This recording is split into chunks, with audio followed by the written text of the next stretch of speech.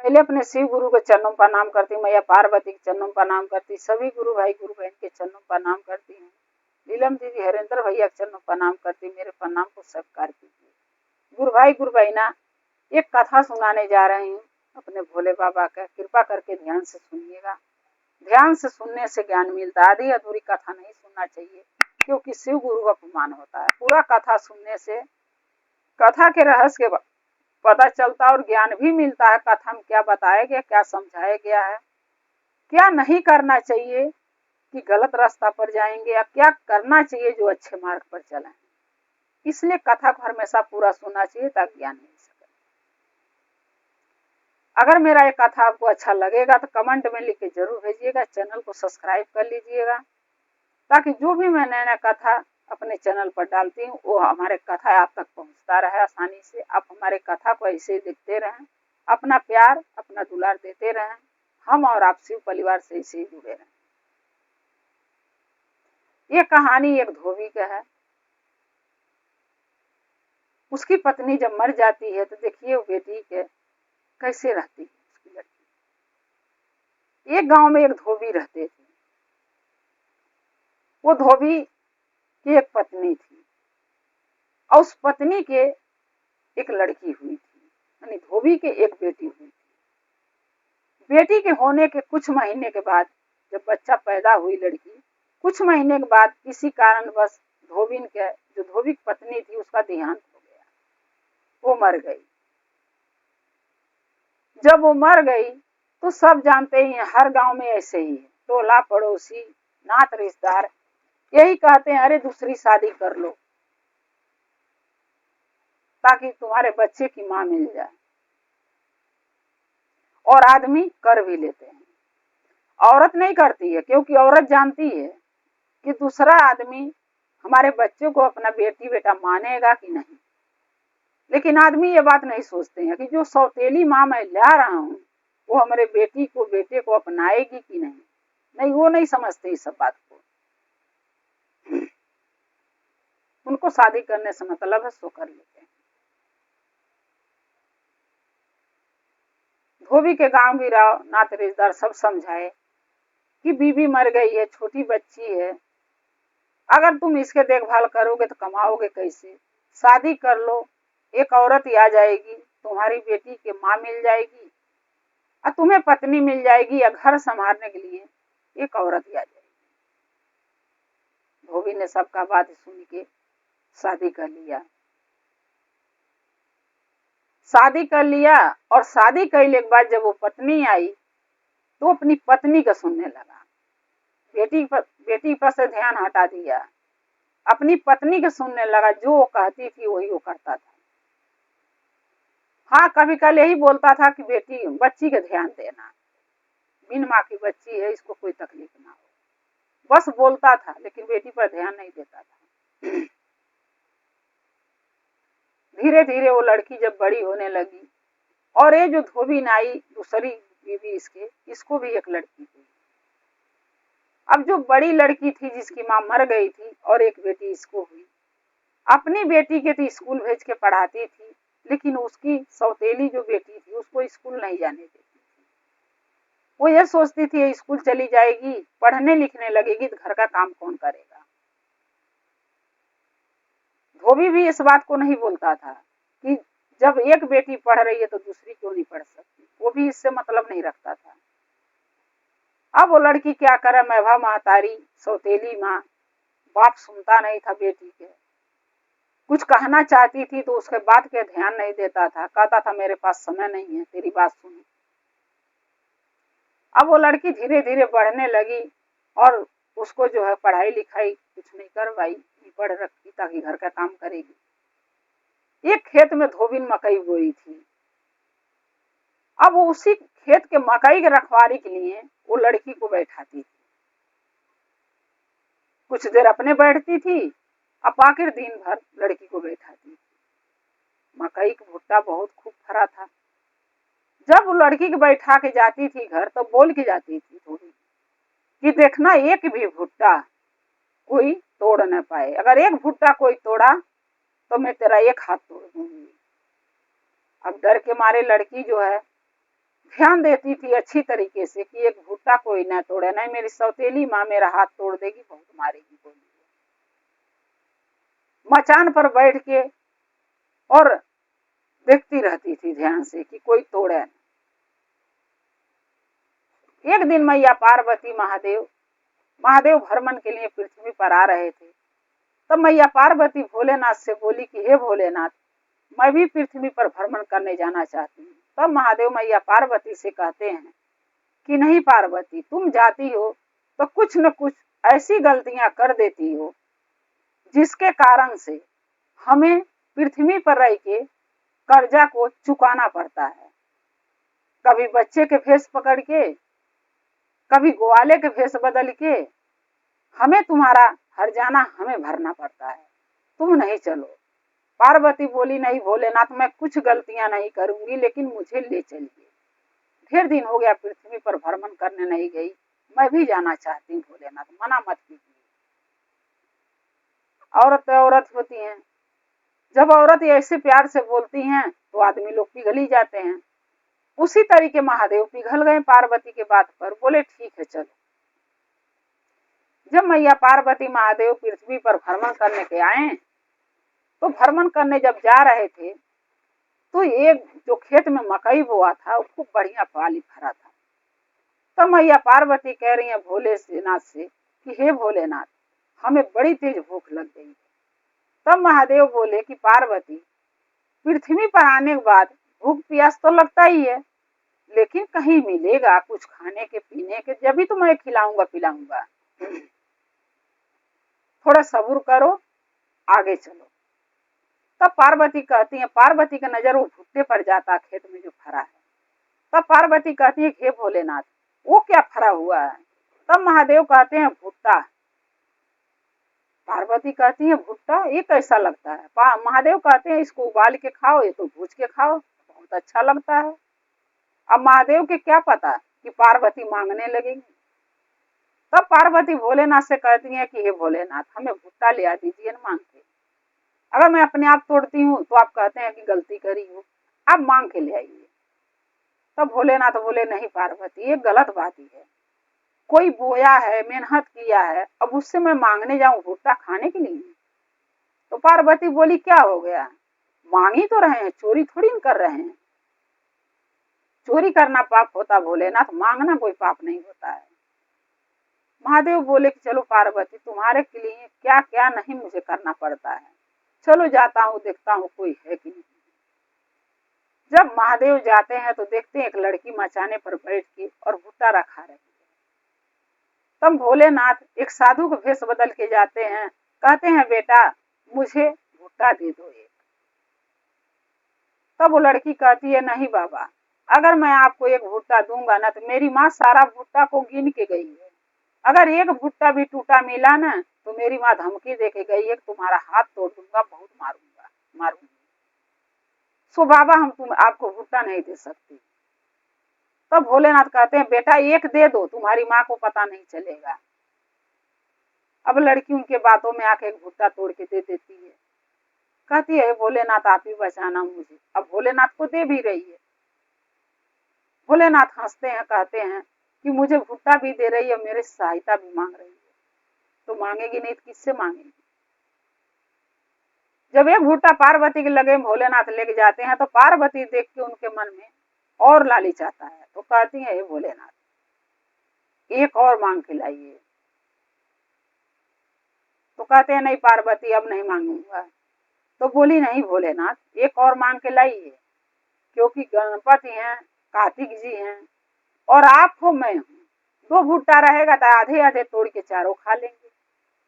तब भोलेनाथ कहते हैं पार्वती एक भुट्टा तो बड़े मुश्किल से मांगा, वो लड़का डर रही है, उसकी माँ बहुत मारेगी, सौतेली माँ है, अब कह रहे दूसरा भुट्टा लाओ।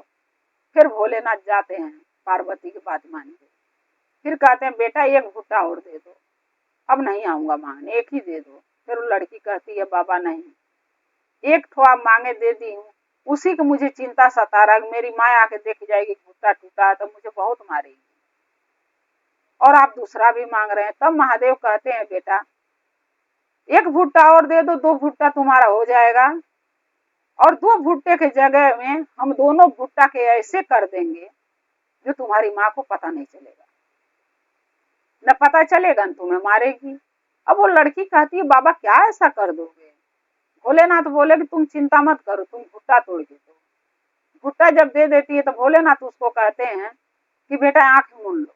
आंख मूंद लेती है, छोटे छोटे नाग बना के और दोनों भुट्टा में ऐसे घुमा के टेढ़ टेढ़ करके भुट्टा के अंदर डाल देते हैं, क्योंकि भुट्टा तोड़ने के बाद उसमें कुछ पत्तियां लगी रह जाती हैं, उसी के अंदर डाल के उसका मुंह बंद कर देते हैं, जैसे लगता है कि भुट्टा खड़ा के खड़ा है, कोई तोड़ा ही नहीं, क्योंकि महादेव है, कुछ भी कर सकते हैं, चमत्कार। अब वो लड़की जब महादेव आंख मूंद ले कहते हैं, वो आंख मूंद लेती है, आज जब ये चमत्कार कर देते हैं भुट्टे के अंदर, तब महादेव कहते हैं बेटा मैं चल रहा हूँ, अब तुम चिंता मत करना, तुम्हारी माँ को पता नहीं चलेगा कि भुट्टा टूटा है कि नहीं। लड़की देखती है तो सच में भुट्टा भुट्टे के लेखा लग रहा है, उसमें से कुछ तोड़ा दिख ही नहीं रहा है। उनके जाने के बाद वो लड़की क्या करती है कि भुट्टे को हाथ लगा के छू के देखने जाती है कि देखो इसके अंदर ऐसा क्या चीज है कि पता नहीं लग रहा कि भुट्टा टूटा है। अब उसको क्या पता कि उसके अंदर क्या है। जब वो हाथ लगा के छूती है तो उसमें जो नाग का बच्चा था वो निकल के मुंह निकाल के उसको डस लेता है, क्योंकि देखिए गुरु बहिना, अगर किसी भी जानवर के आप उसके ऊपर पैर रखिएगा चाहे हाथ से दबाइएगा तो घूम के तो डसेगा ही। अब वो नाक के जब वो दबाती है तो घूम के काट लेता है, जब वो काट लेता है तो उसका जहर फैल जाता है, वो लड़की मर जाती है। जब मर जाती है तो उसकी माँ जब आती है घर से, देखती है कि लड़की मरी पड़ी है, तो अंदर अंदर वो बहुत खुश होती है। सौतेली जो माँ थी अंदर अंदर बहुत खुश होती है कि चलो मर गई, घर का बलाय चला गया। क्योंकि अगर ये जिंदा होती तो इसका शादी विवाह सब कुछ करना पड़ता। ये मर गई है तो कम से कम इस चीज से तो मुझे छुटकारा मिला, शादी नहीं करना पड़ेगा। लेकिन जिसको बचाने वाला भोलेनाथ हो, उससे कोई नहीं मार सकता। हाँ, कुछ देर के लिए संकट आता है गुरु बहिना, लेकिन अगर हम आप हो चाहे हम हो, अगर उम्र है, जिंदगी लिखी है जीने के, अभी समय है जीने का, उम्र है, तो कोई न कोई बहाने महादेव जरूर उसको जीवन दान देते हैं। मैया पार्वती महादेव तो भरमन चले गए, लड़की मर गई, उसकी माँ आके नाटक कर करके रोने लगी, हाय मेरी बेटी, हाय मेरी बेटी मर गई। लेकिन वो तो दिखाने के लिए लोगों के, कि लोग यही कहे कि सौतेली माँ सौतेली बेटी से बहुत प्यार करती थी, तो दिखाने कर रही थी, अंदर अंदर तो खुश थी। फिर जब उधर से मैया पार्वती महादेव भ्रमण करके आ रहे थे तो मैया पार्वती कहती है कि हे भोलेनाथ, देखिए न, जहाँ से आप भुट्टा लाए हैं वहां बहुत भीड़ लगी। महादेव को पता था कि लड़की मर गई है, क्योंकि वो तो घटघट का वासी है, सबके गले में, सबके शरीर में महादेव वास करते हैं, उनको सब पता होता किसके साथ कब क्या होने वाला है, वो सब जानते हैं। मगर हम एक इंसान है जो नहीं समझ पाते हैं। अब महादेव के पता था तो भोलेनाथ बोले कि पार्वती, अब जो होना होगा वो तो हो गया होगा, हम कर ही क्या सकते हैं। पार्वती बोलती है क्या हो गया महादेव? भोलेनाथ बोले कि न आप भुट्टा लेने के हमें वहां भेजती, न मैं भुट्टा लाता, न वो लड़की डर के मारे हमसे कहती कि मेरी माँ बहुत मारेगी, भुट्टा टूट जाएगा, देखेगी तो, न मैं उसको मार खाने से बचाने के लिए ये लीला रचना पड़ता जिसके वजह से लड़की मरी। तब मैया पार्वती कहती है भोलेनाथ आप क्या किए हैं बताइए। महादेव सारी बात बताते हैं कि 2 भुट्टा में 2 नाग कैसे डाले थे बना के, और वो नाग जब लड़की देखने गई भुट्टा कैसे बन गया, भुट्टा के अंदर फिर भुट्टा के लेखा कैसे दिखने लगा, तो वो नाग निकल के काट दिया लड़की को जब हाथ लगाई, जिसके कारण से विष फैल गया, लड़की मर गई। तब मैया पार्वती कहती है हे भोलेनाथ, हमसे बहुत बड़ा भूल हो गया, न मैं भुट्टा आपसे मांगती, न आप वहां जाते, न वो लड़की डर के मारे आपसे सारी बात बताती कि उसकी सौतेली माँ मारेगी, न आप ऐसा काम करते उसका जान बचाने के लिए, न वो लड़की मरती। तब भोलेनाथ कहते हैं पार्वती जो होना था हो गया, अब हम कर क्या सकते हैं। तब मैया पार्वती कहती है कि हे भोलेनाथ आप ही कर सकते हैं, अब आप ये बताइए उस लड़की की उम्र अभी है न जीने का? महादेव कहते हैं हाँ, उसकी उम्र 100 साल की है। तब मैया पार्वती कहती हैं कि हे भोलेनाथ, आप तो विष पीते हैं, आप चाहें तो उस लड़की के जीवन बचा सकते हैं। तब महादेव कहते हैं कि इस भेष में जाके तो हम जीवन नहीं बचा सकते। तब मैया पार्वती कहती हैं कि हे भोलेनाथ, रूप बदल के चलिए, हम भी चलेंगे, आप भी चलिए। मैया पार्वती महादेव एक बूढ़ी बूढ़ा का भेष धारण करके जब वो भुट्टे वाले खेत के जगह पर जाते हैं जहाँ भीड़ लगी है, तो दोनों जने देखते हैं कि लड़की मरी पड़ी है। तब महादेव कहते हैं कि सभी कोई आंख मूंद लो, हम इस लड़की को देखना चाहते हैं कि ये जी सकती है कि नहीं। तो सब कहते हैं अरे बाबा, आप क्या देखना चाहते हैं? तो लड़की कब के मरी पड़ी है, 2-3 घंटा हो गया है, कैसे जिंदा बचेगी अब? तब बूढ़े बाबा कहते हैं कि बेटा 5 मिनट के बाद ही है, आंख मूंद लो। जब 5 मिनट लोग आंख मूंद लेते हैं, उतने में महादेव क्या करते हैं कि कमंडल से जल लेके जब उसके ऊपर फेंकते हैं तो लड़की उठ के बैठ जाती है। हर हर महादेव का जब उठ के बैठ जाती है तब लोग देखते हैं तो कहते हैं ये चमत्कार हुआ कैसे? फिर महादेव कहते हैं मैया पार्वती हम जा रहे हैं। तब लोग कहते हैं नहीं, आप बताइए आप हैं कौन, आप क्या ऐसा किए जिसकी वजह से लड़की के जीवन बच गया? कहते हैं आप ही जैसे हम भी एक साधारण इंसान है, हम क्या कुछ किए हैं, ये करने वाले तो भोलेनाथ हैं, हम कुछ नहीं किए, जो भी किए महादेव किए। जब महादेव मैया पार्वती जाने लगती है तो लड़की हाथ पकड़ लेती है महादेव को, कहती है हे भोलेनाथ, हमें भी अपने साथ ले चलिए, हमारा यहाँ कोई नहीं आपके सिवा। यहाँ भजन है गुरु बहना, ले चला शिव गुरु सलोकामा हो, हमारा कोई नहीं यहाँ। ले चला शिव गुरु उस लोकामा हो, हमारे कोई नहीं यहाँ। नहीं हम पापा जी के बिटिया हो, नहीं पापा जी हमार, नहीं हम पापा जी के बिटिया हो, नहीं पापा जी हमार। गोदिया खेलवले के नातावा हो, यहाँ कोई न हमार। गोदिया खेलवले के नातावा हो, यहाँ कोई न हमार। ले चला शिव गुरु सलोकावा हो, यहाँ कोई न हमार। ले चला शिव गुरु सलोकावा हो, यहाँ कोई न हमार। नहीं हम मम्मी जी के बिटिया हो, नहीं मम्मी जी हमार। नहीं हम मम्मी जी के बिटिया हो, नहीं मम्मी जी हमार। जन्म दिहला का के नातावा हो, यहाँ कोई न हमार। जन्म दिहला का के नातावा हो, यहाँ कोई न हमार। मानी महादेव से वो लड़की कह रही है कि हे भोलेनाथ, हमें इस लोक से अपने लोक में ले चलिए, यहाँ कोई नहीं हमार है।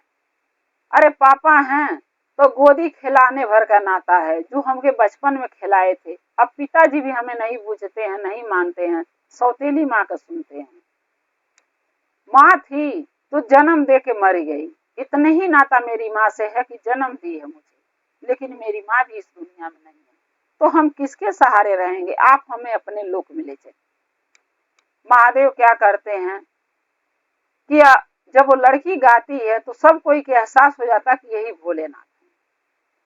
तब सब कोई कहता कि हे भोलेनाथ आप दर्शन दीजिए। महादेव मैया पार्वती अपने असली रूप में आके वहां दर्शन देते हैं और उस लड़की को अपने साथ कैलाश ले चले जाते हैं। पार्वती कहती है कि हे भोलेनाथ, जैसे हमारा और बेटियां हैं वैसे ये भी हमारी बेटी अपने पास ले चली। मैया पार्वती महादेव उस लड़की के अपने पास लेके आते हैं कैलाश पर, और वो लड़की मैया पार्वती भोलेनाथ के साथ कैलाश पर रहने लगती है।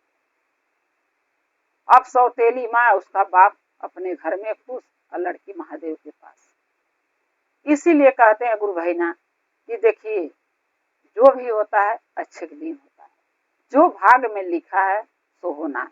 उस लड़की के भाग में लिखा था कि कुछ दिन के लिए, कुछ क्षण के लिए उसका प्राण निकलेगा, मरेगी सो मरी, होनी थी हो गई। लेकिन हाँ उम्र है, जीवन है तो महादेव जीवन दान जरूर देते हैं। जैसे उस लड़की के जीवन दान भोलेनाथ दिए, वैसे सभी के गुरु बहिना के बेटी बेटा के सुहाग के महादेव दया रक्षा करें, दया करें सब पर, और सबके बाल बच्चे के जीवन दान दें, सबका जीवन खुशहाल रखें। गुरु बहिना अगर मेरा ये चर्चा आपको अच्छा लगा कमेंट में लिख के जरूर भेजिएगा। चैनल को सब्सक्राइब कर लीजिएगा। जो मैं नया नया कथा, नया नया वीडियो अपने चैनल पर डालती हूँ वो आप तक आसानी से पहुंचता रहे। आप हमारे कथा को ऐसे ही देखते रहें, अपना प्यार अपना दुलार देते रहें। हम और आप शिव परिवार से ऐसे ही जुड़े रहें। हर हर महादेव, घर घर महादेव। महादेव की दया और कृपा सभी भक्तों पर सदा बना रहे। शिव गुरु सदा साथ रहे। जय शिव गुरु।